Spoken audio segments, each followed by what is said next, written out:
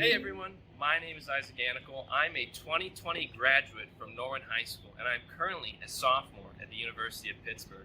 Here, I'm studying history and philosophy of science, and I'm planning to go into the field of physical therapy. This is kind of a unique spot on Pitt's campus. I feel you guys are pretty used to downtown Oakland. We're actually on upper campus right now because I actually live up here in Panther Hall. So anyways, this is a really nice view. You can actually see the cathedral over there and a crane because they're doing construction here. But today I wanted to talk to you guys about shadowing because that's really important to my field that I'm going into.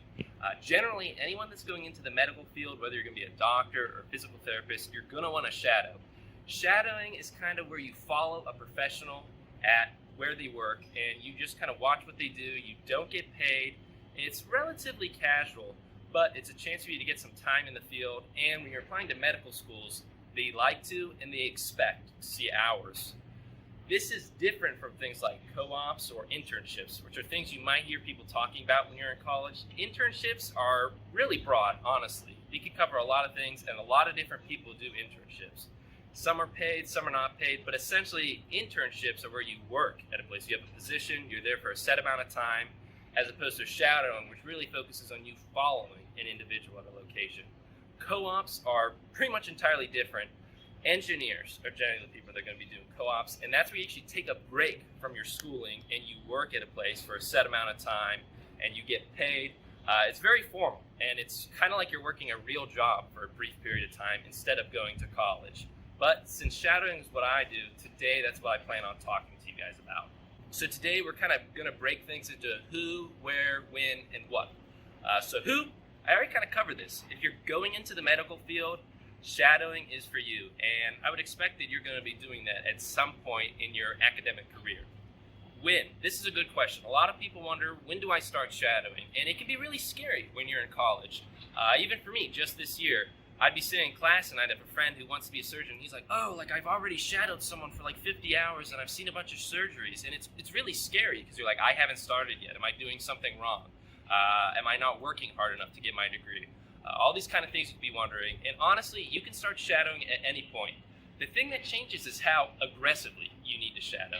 Say you start your freshman year, you can go pretty slowly. You don't have to shadow a lot of hours per week. But if you start your junior year, you might need to shadow quite a few hours every week to get to the hour threshold you need to be at for graduate school. Generally, graduate schools are looking for 100 to 200 hours, somewhere in that range. With me starting right now at the beginning of my sophomore year, if I go roughly 20 hours a semester and then 20 hours over the summer, I'll get about 60 hours a year, and that'll get me at 180 hours, which is a pretty good range, and that keeps it pretty casual. That means maybe 3 hours a week here and there, and I don't think that's that intense. But point being, you could start later on if you really wanted to, and if you feel like starting earlier, it just gives you more room to make sure you take time and you don't crunch too much on your academics while you're doing this. So where? That's probably one of the most important questions, is where are you going to actually shadow? And that's really difficult, especially if you haven't shadowed anywhere yet, because when you're applying to a place, they're going to ask, what's your experience? And you're going to say, nothing. I have no experience, which makes it really hard to get into a lot of these places. And that's something I really struggled with this year. That's not even mentioning the fact we're kind of in a pandemic still, so they really don't like people coming into their offices. So what I found is the best place to shadow is somewhere that's kind of a happy medium. You have big places like UPMC around here, and then you kind of have small practices where it's like one person. If you go too big like UPMC, they expect a lot from you, and that means you have to get letters of recommendations, you have to go through kind of an interview process sometimes.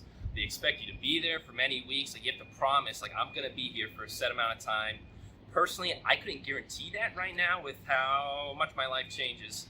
And if you go to a really small place, something I ran into is when you call, it's just one guy that picks up the phone, and he's the only person there. And he's like, I don't want someone here because I'm the only person in this building, and I don't want to have to watch over someone else. So if you go too small, you generally don't want to take you because they just don't have the personnel to look after you. So what I found is if you kind of go in that in-between where it's a chain, but it's not necessarily one of the big ones like UPMC. So for me, NovaCare, which is a part of Select Medical, it's kind of this chain of outpatient physical therapy locations. And it seemed to work really well because they know what they're doing, they're experienced, they have the personnel to look after someone that is shadowing. But it's not too big where they have hundreds of people applying, and it's really hard to get in, and they're really thorough about who they take. And that's because they have so many locations. They're kind of able to accommodate many different students. So let's talk a bit about the what.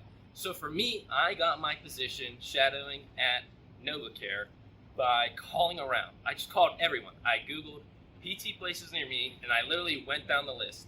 I did email. You can email your career center at your school, or perhaps the graduate school you plan on applying to, for advice.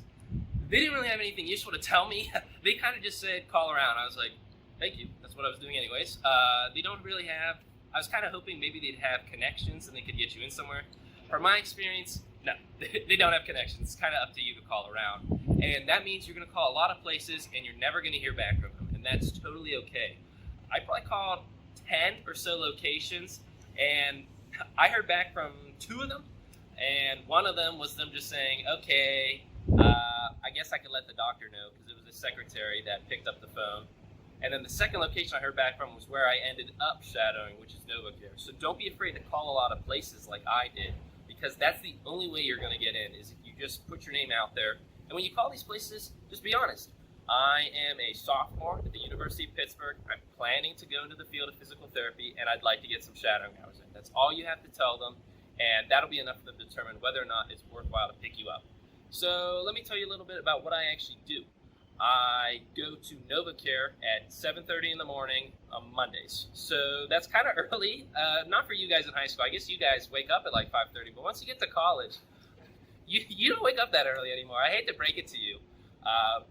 So I did take this early time because, again, for your first place that you're shadowing, honestly, I'd take what you could get. And for this, they're like, you can come in at 7:30 in the morning. I was like, thank you. I will be there at 7:30 in the morning. So for me, that means I wake up at about 6 in the morning on Mondays because I don't have a car, and it's in Bloomfield, which is about a half an hour in that direction. So I walk there in the morning, and once I'm there, I stay there for about 3 hours, and I don't do anything too crazy. You're mostly there to watch what the physical therapist is doing or the doctor you're working under. And so for me, that means I sometimes clean some items after she's done using them. I'll wipe down the beds after someone lays in them. One day I got to do paperwork for her, so that was kind of fun. I felt like Chris Hemsworth in the 2016 Ghostbusters movie. And you don't do anything too crazy. You're just kind of there to be an assistant. I'll change out pillowcases. Sometimes I'll fold laundry for her. Really, while you're there, is you just want to make their life a little bit easier while you're also kind of getting a feel for what the field is like. For me, I'd never been to a physical therapist before, so me getting to be here and see what it's like in an outpatient program, that's really the most valuable thing you're going to gain from here, and that's really what you want to be paying attention to while you're shadowing. Now, I'm going to cover a bunch of shadowing tips I've kind of picked up since I've started shadowing. First off, I wanted to mention, it's awkward. No one tells you this. When you go to shadow, it's kind of weird. Like, you're just standing behind this doctor, like, she'll be working with a patient, and, like, you're just kind of looking over their shoulder. And it's like, hey, like, I'm just watching. Like, no one tells you this. Shadowing can be really weird. I think the most important thing you can remember is... There goes the paper. What the heck? We'll keep that in.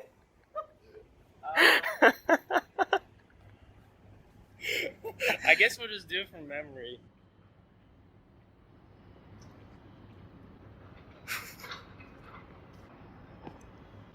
Smile for the cameras, Isaac. Alright, so anyways, as I was saying, it's okay if it's awkward. Patients are used to this. If they've gone to a doctor for more than a few years, they've probably seen someone shadowing under them. And doctors are used to this because not only did they have to shadow, but they have probably had multiple people shadow under them already before. So you're just going to have to take it with stride and just know that this is a part of your career. You kind of got to go through this little bit of an awkward section and know everyone understands because they've been in this position before.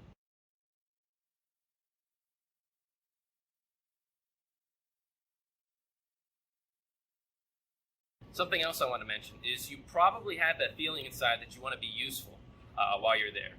Where I was at, there was kind of 3 cots, and the physical therapist would bounce between them working on people, and she'd go like, hey, do this stretch 30 times, and then she'd go to work with someone else.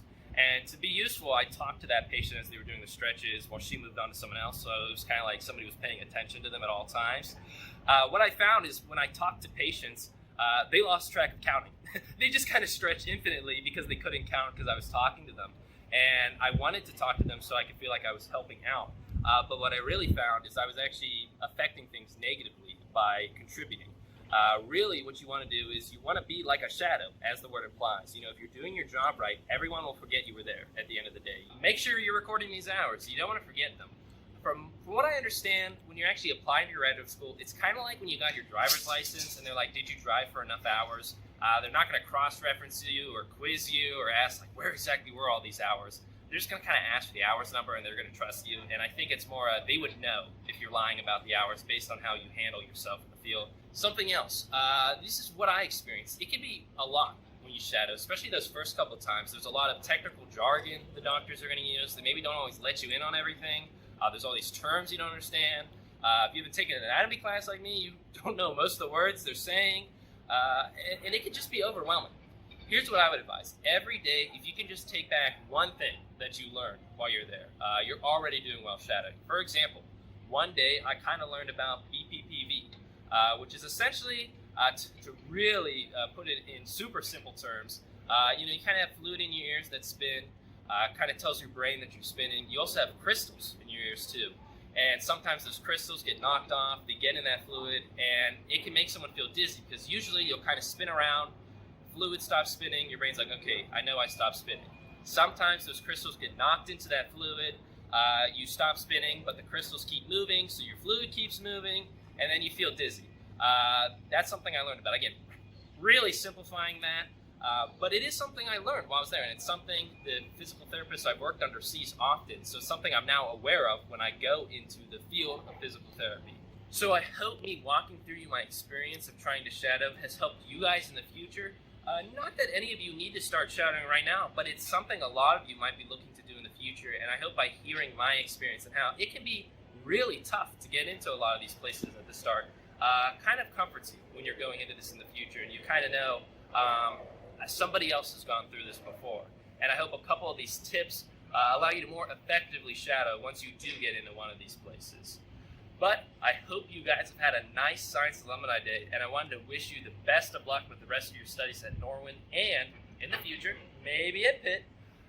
And I also hope you guys have a wonderful holiday break. All right, everyone, you guys have a nice day.